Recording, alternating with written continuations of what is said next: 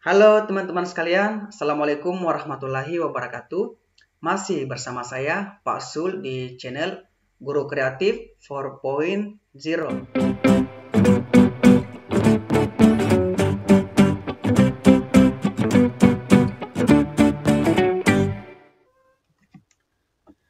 Baik teman-teman sekalian, masih seputar tryout P3K tahun 2021. Jadi teman-teman, video kali ini merupakan part 16 dari rangkaian tryout P3K 2021. Nah teman-teman, seperti biasanya, tryout kali ini terdiri atas kompetensi manajerial, kompetensi sosiokultural, kompetensi teknis, dan tes bakat skolastik.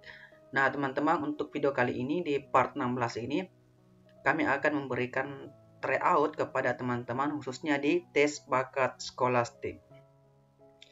Nah, teman-teman yang baru bergabung jangan lupa subscribe dan aktifkan tombol loncengnya untuk mendapatkan notifikasi dari kami seputar P3K atau informasi-informasi penting lainnya yang dapat berguna bagi teman-teman untuk lulus P3K di tahun 2021. Tata cara tryout, teman-teman, siapkan alat tulis teman-teman seperti pulpen, kertas, kemudian nanti saya akan membacakan soalnya. Dan setiap soal terdiri atas 5 opsi jawaban. Waktu menjawab sekitar 10 detik. Silakan teman-teman pilih jawaban yang benar. Jangan lupa hasil tryoutnya nanti ditulis di kolom komentar atau teman-teman bisa langsung kirim di grup Telegram. Untuk grup Telegramnya saya sertakan linknya di kolom deskripsi. Silakan teman-teman cek di sana. Contohnya seperti ini, jumlah benar saya 10 dan jumlah salah saya 0. Baik teman-teman, kita ke soal nomor 1. Pengurus koperasi harusnya berjiwa sosial besar. Sebagian ketua RW pernah menjadi pengurus koperasi. A. Ketua RW itu selalu berjiwa sosial. B. Semua orang yang pernah menjadi ketua RW itu pengurus koperasi. C. Sebagian pengurus koperasi ingin menjadi ketua RW. D. Sebagian ketua RW seharusnya berjiwa sosial. Dan E. Jika akan menjadi pengurus koperasi, harus menjadi ketua RW. Waktu menjawab dimulai dari sekarang.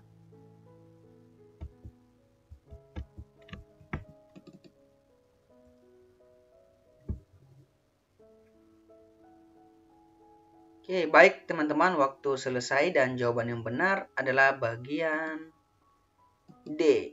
Sebagian ketua RW seharusnya berjiwa sosial. Nah, teman-teman, kenapa bagian D jawaban yang benar? Mari kita lihat. Nah, teman-teman, triknya di sini, premis 1, jika P maka Q, kemudian misal premis 2-nya adalah P, maka kesimpulannya adalah Q. Jadi misal P, pengurus koperasi, kemudian Q adalah berjiwa sosial. Nah, teman-teman, pengurus koperasi harusnya berjiwa sosial besar. Karena sebagian ketua RW pernah menjadi pengurus koperasi, maka sebagian ketua RW pernah berjiwa sosial. Nah, dari pilihan jawaban yang paling mendekati adalah jawaban D. Sebagian ketua RW seharusnya berjiwa sosial. Jadi jelas ya teman-teman jawabannya. Nah, ini triknya teman-teman. Jika premis 1, misal premis 1 jika P maka Q, kemudian premis 2-nya P, maka kesimpulannya adalah Q. Jadi karena Q-nya di sini berjiwa sosial, maka kesimpulannya adalah dia harus berjiwa sosial. Nah, ketika dari A, B, C, D, dan E ini, yang paling mendekati benar adalah jawaban opsi D. Mari kita ke soal selanjutnya, soal nomor 2. Bulan berputar pada porosnya dan mengelilingi bumi. Bumi berputar pada porosnya dan mengelilingi matahari. A. Bulan berada di antara matahari dan bumi. B. Bumi berada di antara matahari dan bulan.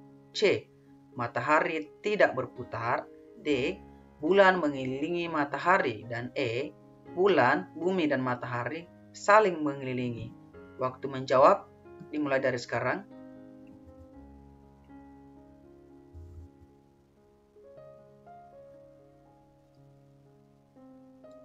Oke, baik teman-teman, waktu selesai dan jawabannya benar adalah bagian D. Bulan mengelilingi matahari. Kenapa D yang benar. Mari kita lihat. Karena bulan mengelilingi bumi dan bumi mengelilingi matahari, maka bulan juga mengelilingi matahari. Jadi ini logikanya teman-teman seperti itu ya, karena bulan dan bumi itu adalah satelitnya bumi adalah bulan. Maka jika bumi mengelilingi matahari, maka tentu bulan juga akan mengelilingi matahari. Oleh karena itu jawaban yang benar adalah bagian D. Oke, baik teman-teman, kita ke soal nomor 3. Soal selanjutnya. Hanya jika berbakat dan bekerja keras, seorang atlet dapat sukses sebagai atlet profesional. Jadi, A, jika seorang atlet berbakat dan bekerja keras, maka ia akan sukses sebagai atlet profesional. Jika seorang atlet tidak berbakat atau tidak bekerja keras, maka ia tidak akan sukses sebagai atlet profesional. C, jika seorang atlet tidak sukses sebagai atlet profesional, maka ia tidak berbakat.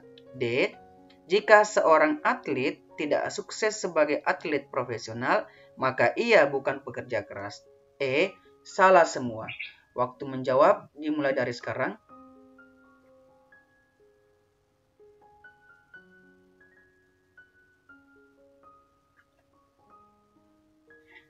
Baik teman-teman, waktu selesai dan jawaban yang benar adalah bagian D. Jika seorang atlet tidak berbakat atau tidak bekerja keras, maka ia tidak akan sukses sebagai atlet profesional. Mari kita bahas.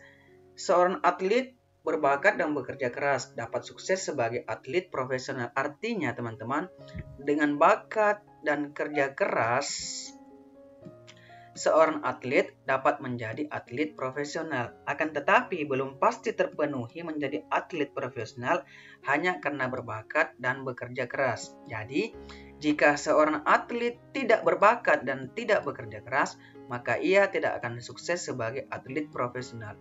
Oleh karena itu, jawaban yang paling benar adalah bagian B. C, D, dan E di sini adalah kurang tepat. Begitu pula dengan bagian A.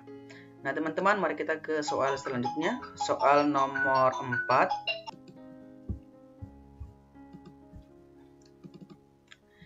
Semua sarjana adalah dosen. Semua dosen harus meneliti.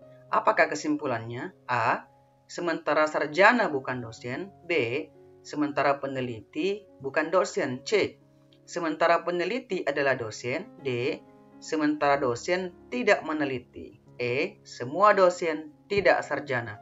Waktu menjawab dimulai dari sekarang.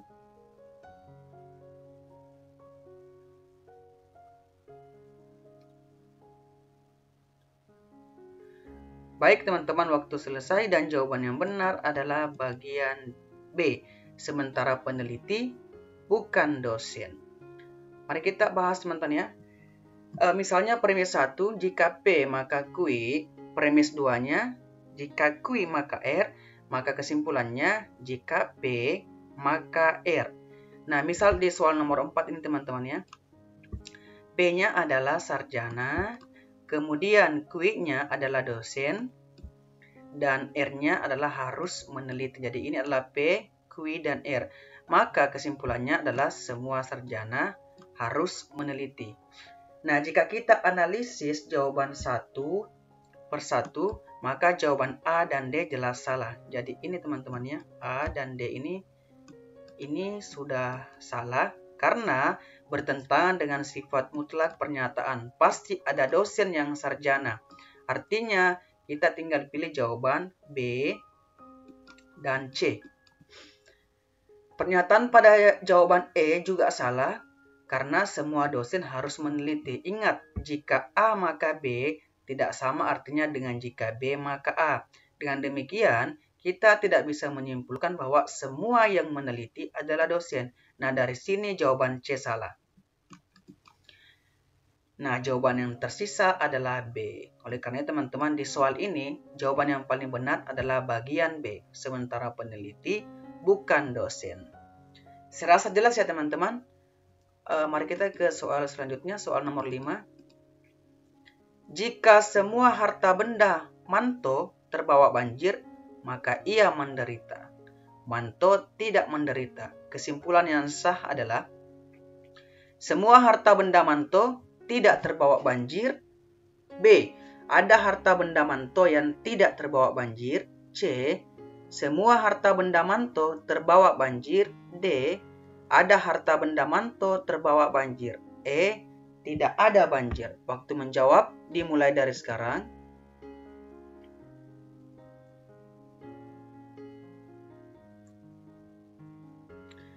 Baik teman-teman, waktu selesai dan jawaban yang benar adalah bagian B. Ada harta benda manto yang tidak terbawa banjir.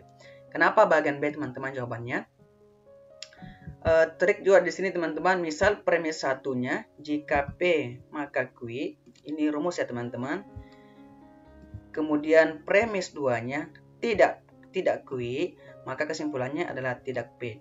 P di sini teman-teman bisa lihat semua harta benda manto terbawa banjir. Itu adalah P-nya. Jadi ini ya. Itu adalah P. Maka Q-nya adalah menderita. Kemudian premis 2-nya tidak Q. Inilah premis 2-nya adalah tidak Q. Maka kesimpulannya adalah tidak P, berarti tidak semua harta benda manto tidak terbawa banjir atau ada harta benda manto yang tidak terbawa banjir. Jadi jelas ya teman-teman, jawabannya adalah bagian B. Jadi tidak semua harta benda manto tidak terbawa banjir atau dengan kata lain ada harta benda manto yang tidak terbawa banjir. Oleh karena itu jawaban yang paling benar adalah bagian B. Mari kita ke soal selanjutnya, soal nomor 6. Tidak semua orang pergi ke rumah sakit karena sakit. Dina pergi ke rumah sakit. A. Hari ini Dina sakit. B. Hari ini Dina tidak sakit. C. Dina adalah seorang dokter. D. Rumah sakit adalah tempat orang sakit. E. Hari ini Dina belum tentu sakit. Waktu menjawab dimulai dari sekarang.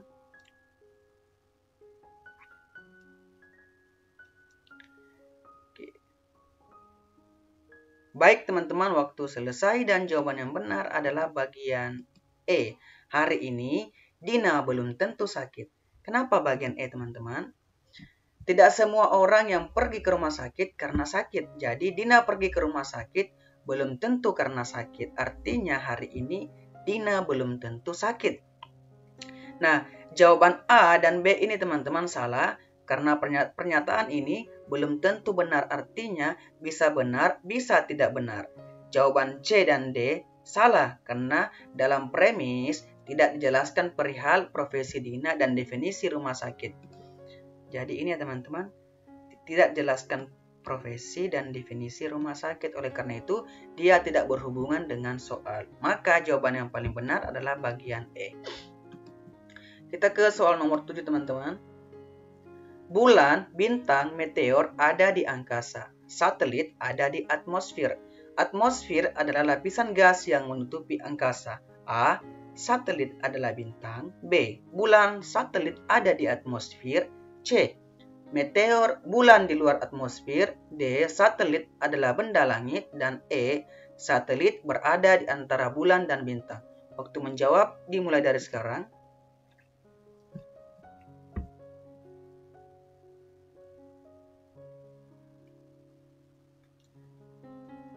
Baik teman-teman, waktu selesai dan jawaban yang benar adalah bagian B. Bulan, satelit ada di atmosfer. Kenapa bagian B teman-teman? Coba teman-teman perhatikan kembali. Jadi di soal ini ada 3 pernyataan. Pernyataan pertama, bulan, bintang, meteor ada di angkasa. Ini satu ya. Pernyataan kedua, satelit ada di atmosfer. Pernyataan ketiga, atmosfer adalah lapisan gas yang menutupi angkasa. Karena atmosfer melingkupi angkasa, maka bulan, bintang, meteor, dan satelit ada di atmosfer. Namun satelit belum tentu di angkasa. Oleh karena itu teman-teman, jawaban yang benar adalah bagian B. Bulan, satelit ada di atmosfer. Saya rasa jelas ya teman-teman jawabannya. Mari kita ke soal nomor 8. Tidak semua siswa yang pandai lulus ujian nasional. Semua siswa yang bodoh tidak lulus ujian nasional. tidak semua siswa yang pandai selalu mempunyai nilai ijazah yang lebih baik daripada yang bodoh. Budi mempunyai nilai ijazah yang lebih buruk daripada Cecep. A. Cecep lebih baik daripada Budi. B. Tidak mungkin Budi akan lulus ujian nasional. C. Mungkin Budi dan Cecep akan lulus ujian nasional. D. Tidak mungkin Budi dan Cecep satu sekolah. Dan E. Tidak mungkin Cecep akan lulus ujian. Waktu menjawab dimulai dari sekarang.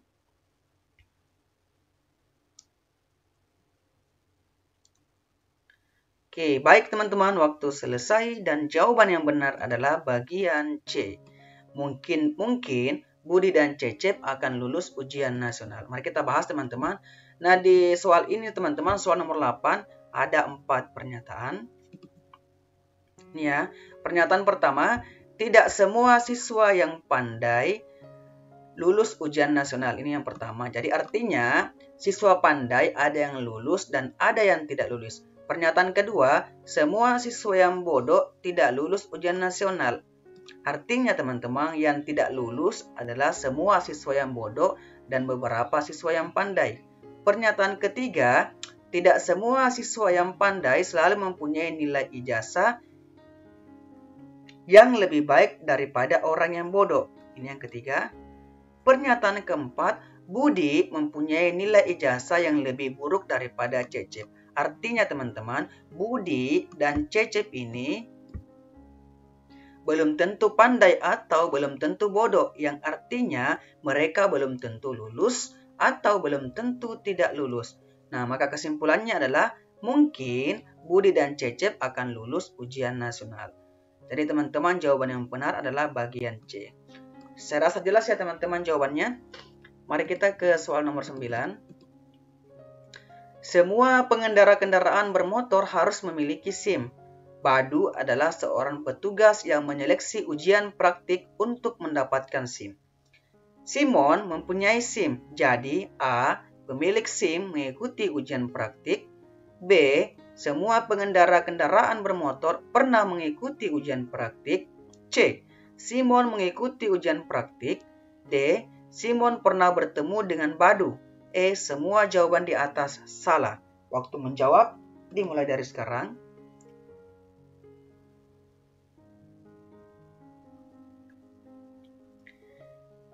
Baik teman-teman, waktu selesai dan jawaban yang benar adalah bagian E. Semua jawaban di atas A, B, C, D salah. Kenapa salah teman-teman? Nah teman-teman, mari kita coba lihat analis jawaban yang ada. Jawaban A ini salah. Kenapa? Ini salah ya teman-teman. Kenapa? Karena dalam pernyataan tidak terdapat informasi bahwa pemilik SIM mengikuti ujian praktik. Ini tidak ada di soal di sini teman-teman. Sehingga ini tidak sah jika dijadikan sebagai kesimpulan. Jawaban B salah karena semua pengendara harus memiliki SIM. Tetapi belum tentu pernah mengikuti ujian praktik. Nah, karena dalam pernyataan soal tidak ada keterangan bahwa semua pengendara kendaraan bermotor pernah mengikuti ujian praktik, maka jawaban B ini teman-teman juga salah. Kita ke jawaban C. Jawaban C ini juga salah. Kenapa? Karena tidak ada kaitannya antara mempunyai SIM dengan pernah ikut ujian praktik. Jadi ini juga salah ya teman-teman. Salah. Jawaban D salah. Ini jawaban D ini salah. Kenapa? Karena dalam pernyataan tidak ada informasi bahwa Simon pernah bertemu dengan Badu. Jadi ini Badu ini tidak ada di soalnya teman-teman ya. Oleh karena itu D ini sudah pasti juga salah. Maka pilihan A, B, C, D semuanya salah. Maka jawaban yang benar untuk soal nomor 9 adalah bagian E. Saya rasa jelas ya teman-teman jawabannya. Mari kita ke soal nomor 10. Semua calon mahasiswa menempuh tes matematika. Sebagian calon mahasiswa memiliki skor TOEFL di atas 450. Kesimpulan yang tepat adalah sebagian calon mahasiswa yang tidak memiliki skor TOEFL menempuh tes matematika. B. Semua calon mahasiswa yang pernah skor TOEFL tidak menempuh tes matematika. C. Semua calon mahasiswa yang tidak memiliki skor TOEFL tidak menempuh tes matematika. D. Sebagian calon mahasiswa yang memiliki skor TOEFL tidak menempuh tes matematika. E. Semua calon mahasiswa yang menempuh tes matematika tidak memiliki skor TOEFL. Waktu menjawab dimulai dari sekarang.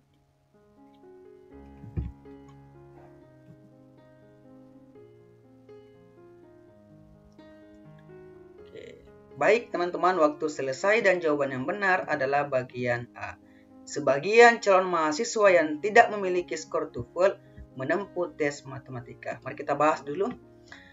Teman-teman, di sini ada dua pernyataan. Pernyataan pertama adalah semua calon mahasiswa menempuh tes matematika.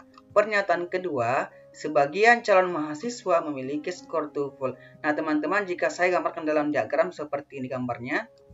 Jadi lingkaran besar ini adalah menempuh tes matematika. Kemudian lingkaran ini skor TOEFL di atas 450. Kemudian ini calon mahasiswa. Nah, yang diarsir ini yang berwarna biru di sini teman-teman adalah ada atau sebagian atau sementara calon mahasiswa yang menempuh tes matematika dan memiliki skor TOEFL di atas 450.